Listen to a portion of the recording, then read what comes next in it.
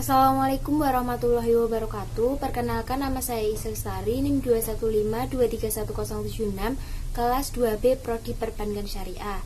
Di sini saya akan menceritakan kembali tentang Perjanjian Giyanti dan terbelahnya Jawa.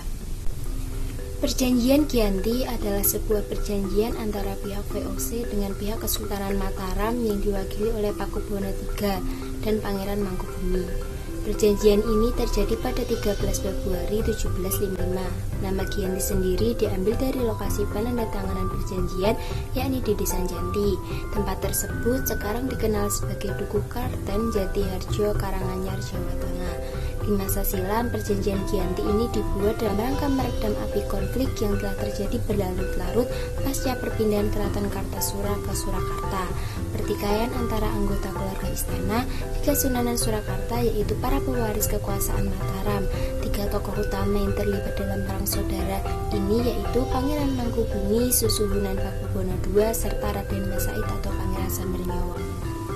Pakubuwono II adalah kakak dari Pangeran Mangkubumi. Keduanya adalah putra Amangkurat IV, Raja Mataram dari tahun 1719 sampai 1726. Sedangkan Raden Masaid adalah salah satu cucu dari Amangkurat IV atau keponakan dari keduanya.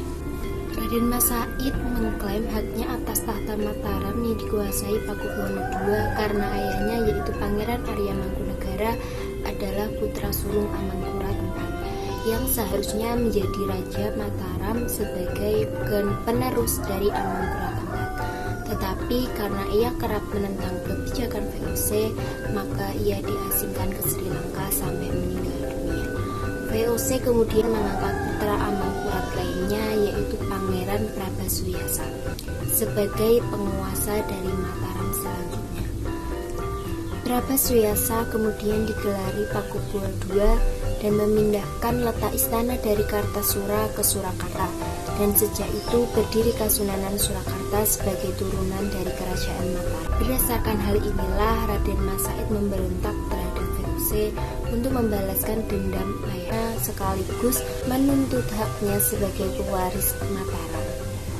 Tetapi rupanya bukan hanya Raden Masaid yang merasa berhak atas tahta, begitu pula dengan Mangkubumi. Pada 1746 ia meminta pejabat VOC di Semarang agar diangkat menjadi raja, tetapi mendapatkan penolakan. Ia kemudian bergabung dengan alasan Raden Masaid untuk melawan Pakubuwono II dan VOC. Untuk itu putri Mangkubumi, Raden Ayu Inten, dinikahkan dengan Raden Masaid dan mereka berdiam di tengah hutan yang terletak di sebelah barat Surakarta. Kelak wilayah ini dikenal dengan nama Yogyakarta. Mereka memberontak dengan cara bergerilya dan membuat Kasunanan Surakarta kewalahan hingga Pakubuwono sakit parah. Mangkubumi memanfaatkan informasi ini sampai 11 Desember 1749 ditetapkan sebagai Raja Mataram oleh para pengikutnya dengan gelar Pakubuwono III.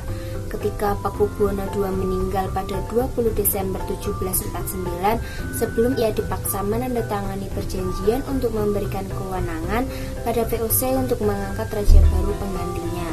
VOC yang tidak mengakui Mangkubumi kemudian mengangkat putra dari Pakubuwono II, Raden Masurjadi, sebagai Pakubuwono III. Dengan Raden Masaid terus menyerang VOC dan Kasunanan Surakarta dari selatan, utara, dan barat dengan bantuan Panglima Perang Mangkubumi, yaitu Pangeran Hadiwijaya. Raden Masurjadi yang belum memiliki banyak pengalaman menjadi bingung dan panik, terlebih usianya masih 17 tahun. VOC kemudian mengutus Tumenggung Sujanatpura untuk mempengaruhi Raden Masaid sehingga bingung dan berpisah dari Mangkubumi. Juga membujuk Mangkubumi dengan iming-iming separuh wilayah Mataram jika berhenti memberontak. Pada 22 September 1754 kemudian diadakan pertemuan pembuka dengan Nicholas Harting sebagai utusan VOC dalam sejarah perjanjian Giyanti. Setelah berkali-kali melakukan perundingan dengan Harting, bersepakat dengan keinginan Pangeran Mangkubumi yang juga hendak menjadi penguasa di tanah Jawa.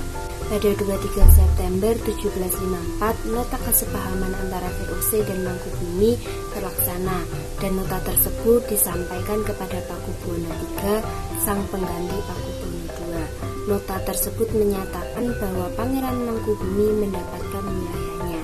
Pada 4 November 1754, Pakubuwono III menyatakan persetujuannya terhadap hasil perundingan Gubernur Jawa Utara dengan Mangkubumi.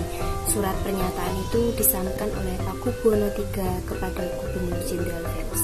Penandatanganan perjanjian Giyanti ini menjadi pangkal dari terbelahnya tanah Jawa menjadi dua bagian, atau yang dikenal dengan istilah Palihan Nagari. Hal ini menjadi awal mula naik tahtanya Mangkubumi di Yogyakarta sebagai Sri Sultan Hamengkubuwono I pada 13 Februari 1755. Perjanjian Giyanti yang tidak merinci pembagian wilayah pada gilirannya menimbulkan rentetan-rentetan peristiwa. Pembagiannya itu sengaja diacak sehingga banyak wilayah-wilayah yang tumpang tindih satu sama lain. Setelah perang bertahun-tahun, VOC akhirnya menyudahinya dengan penandatanganan perjanjian Salatiga pada 1757.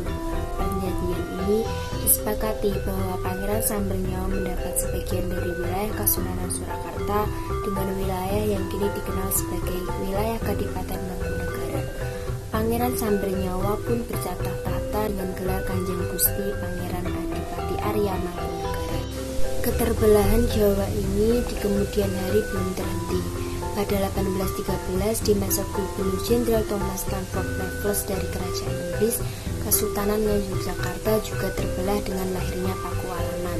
Dengan demikian, tanah Jawa kemudian memiliki 4 wilayah pemerintahan. Masing-masing tumbuh dengan perbedaan model dan orientasi politik.